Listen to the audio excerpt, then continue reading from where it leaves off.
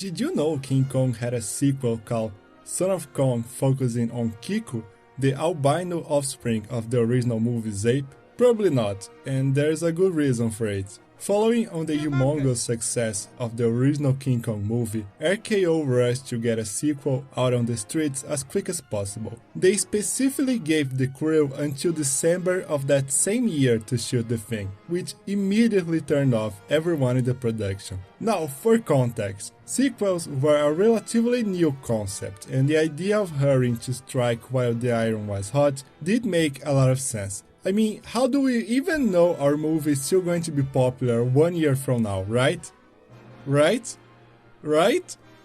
With hindsight, it is easy to disregard their behavior as hasty, but then again, they couldn't know any better, really. But yeah, time was very much against them this time around. This is evident not only in the movie's runtime, meager 70 minutes, but also in the quality of its special effects, especially the stop-motion animation, which took a considerable hit in quality when compared with the previous installment, being even worse than the already lackluster animation of the first Kong flick. If the even tighter deadline wasn't enough, this time around, the special effects crew had to deal with the complete apathy of Willis O'Brien, who between personal problems at home and constantly clashing with the directors on the set, more often than not simply didn't bother to show up to filming, letting his second-in-command handle the special effects. In the end, this film just feels smaller than the previous one, not nearly as epic. Besides the shorter runtime, the sets are more restrained and less varied, and a lot to it taking even longer for them to get to the island this time around. In a shorter movie overall, mind you. The action is also less varied, with the only noteworthy set piece being the destruction of Skull Island at the end, and even that had to be cut back from how it was originally envisioned due to budgetary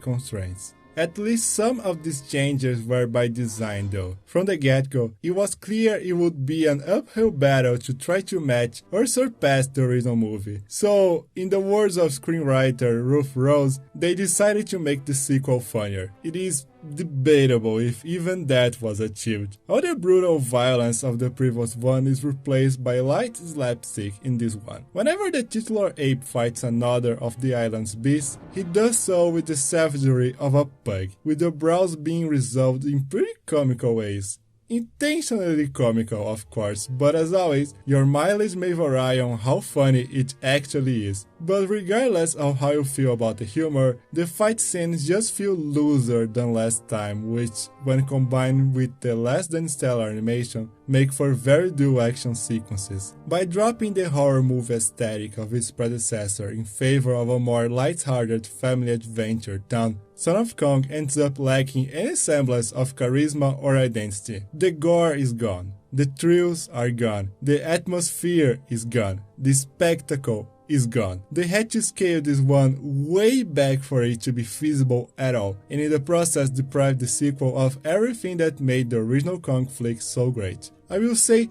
one good thing about this film though, it is satisfying to see Carl Denham get what is coming for him, even if for a little while. Let's be honest here, dude is a jackass, directly or indirectly responsible for all the suffering endured by the cast of the original movie. So seeing Denham down on his luck at the start of the sequel with half of the city suing him over the chaos he brought onto Manhattan is very satisfactory. It is even better later in the story when the crew he hired to go search for some lost gold on Skull Island just mutinies and leaves him stranded on that hellhole. Granted, he does find the treasure and goes back to civilization rich, but for a small moment it was almost as if the creators had realized how unlikable the character was and decided to torture him a little.